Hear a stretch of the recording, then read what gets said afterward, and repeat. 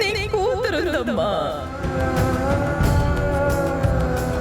ఇదిగోండి bail papers. ఆవిడ తాలూకు మనుషులు వచ్చి బెయిలిచ్చి తీసుకెళ్లారు కదా.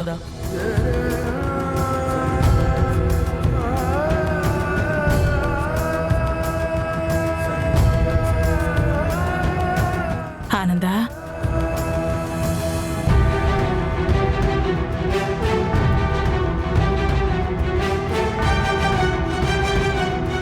ఆనంద, ఆనంద. అక్క, ఏంటక్క? ఏమైంది ఆనంద? ఎందుకు అలా ఉన్నా? అమ్మ గురించి ఆలోచిస్తున్నానక్క. అమ్మ ఇప్పుడు ఎక్కడుందో, తనని ఎవరు తీసుకెళ్లారో ఏమీ తెలియడం లేదు. అమ్మని ఎలాగైనా బెయిల్ మీద బయటకు తీసుకొచ్చి ఇక్కడే తనని ఏ లోటు లేకుండా చూసుకోవాలని ఎంతో ఆశపడ్డాను.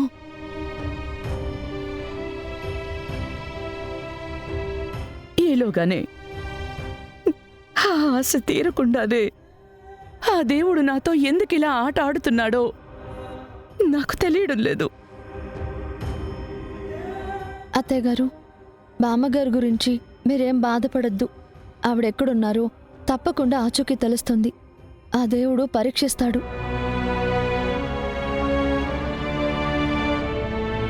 మనమే మనోధైర్యం కోల్పోకుండా బలంగా నిలబడాలి అని మీరే కదండి చెప్పారు. ధైర్యంగా ఉందాం అత్తయ్య గారు. బామ్మగారు ఎక్కడో ఖచ్చితంగా తనకి తెలిసిన వాళ్ళ దగ్గరే ఉండుంటారు. అదే మనం కోరుకుందాం. అవునమ్మా, నువ్వేం టెన్షన్ పడకు. అమ్మమ్మ ఆచూకీ ఎలాగైనా తెలుసుకుందాం, సరేనా? తప్పకుండా నాన్న, ధైర్యంగా ఉంటాను. ఇంతకాలం లేదు అనుకున్న అమ్మని ఉంది అని నా కళ్ళ ముందుకి పంపించిన ఆ దేవుడు అమ్మ ప్రేమని నాకెప్పటికీ అన్యాయం చెయ్యడు.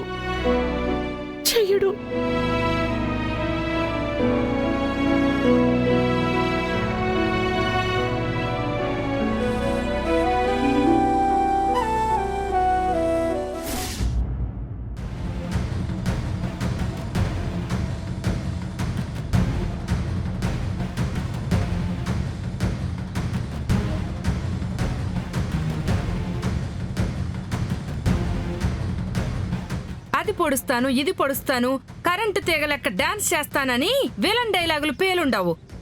ఇప్పుడేమైంది నీ విలనిజము?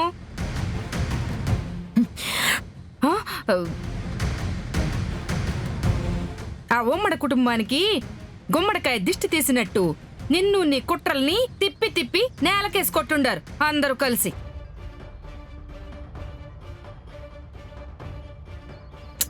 ఇంకా ఎందుకమ్మి ఓ పౌరుషమంతురాల్లాగా బుసలు కొడతా ఉండవు? నువ్విట్ట గోళ్ళు ఏళ్ళు ఎన్నేళ్ళు కొరుక్కున్నా ఏం ఉపయోగం లేదు. అందుకేనమ్మి ఇప్పటికైనా ఈ దరిద్రపు దారిలో నుంచి బయటకు వద్దాము.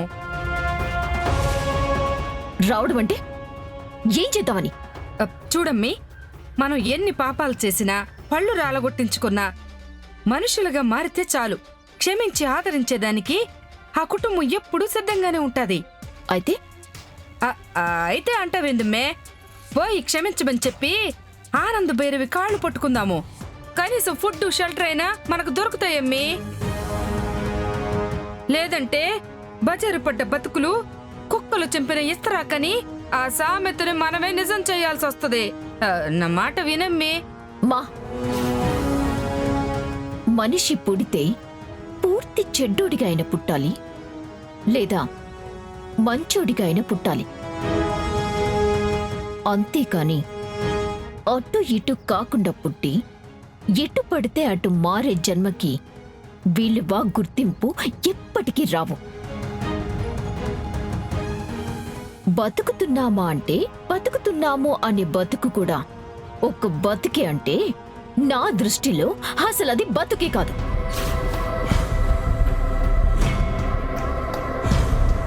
వీలైతే పోరాడి చేస్తా, పౌరుషంతో చేస్తా. అంతేకాని చేస్తూ బతికే బతుకు ఎప్పటికీ బతకను.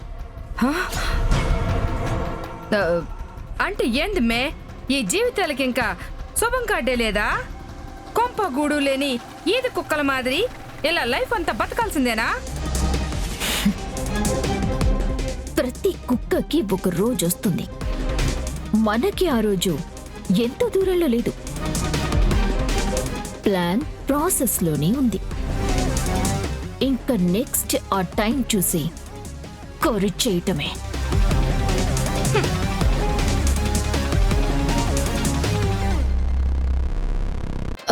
ఏవండి, ఆ, ఆ, ఏంటి? మీరు ఏదైనా నాతో మాట్లాడాలి అనుకుంటున్నారా? అబ్బే, ఆ, అలాంటిది ఏమీ లేదే. చిచ్చి, అవుననొచ్చు కదా. నా కర్మరా, నా కర్మ.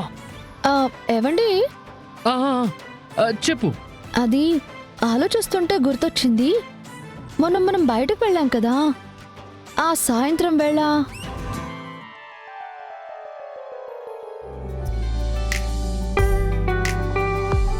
నాలో దాగున్న మాటలన్నీ ప్రవాహమై ఒక అందమైన కెరటమై నీ ముందుకు రాబోతున్నాయి. ఆ, అలా ఏదో మాట్లాడాలి అని మాట్లాడుతూ ఉండగా సౌమ్య వచ్చింది. మీరు నాతో మాట్లాడాలి అనుకున్న విషయం మధ్యలోనే ఆపేశారు. ఇంతకీ ఏంటండి ఆ విషయం? ఆహా, ఏదైతేనే మళ్ళీ మ్యాటర్ ట్రాక్లోకి వచ్చేసింది. ఏదోలా మనసులో కంటెంట్ని ఇలా అయినా చెప్పేస్తే నా టెన్షన్ తీరిపోతుంది. ఏంటి, అన్ని ఇన్నర్ వాయిస్లేనా? ఆ, ఆ, ఆ, ఉమ్, బయటకేం చెప్పరా? ఆ, ఉమ్, ఆ, శరణ్య, ఆ, అది ఏంటంటే నేను నిన్ను నువ్వంటే నేనంటే ఆ, శరణ్య, ఆ, అమ్మా శరణ్య. అత్తయ్య గారు పిలుస్తున్నారు, ఇప్పుడే వస్తాను.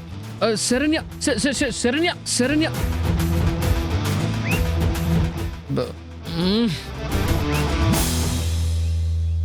అక్కకి ఈ టాబ్లెట్స్ ఇచ్చావా? లేదత్తయ్య గారు, ఇప్పుడే వెళ్ళిస్తాను. మ్మ్.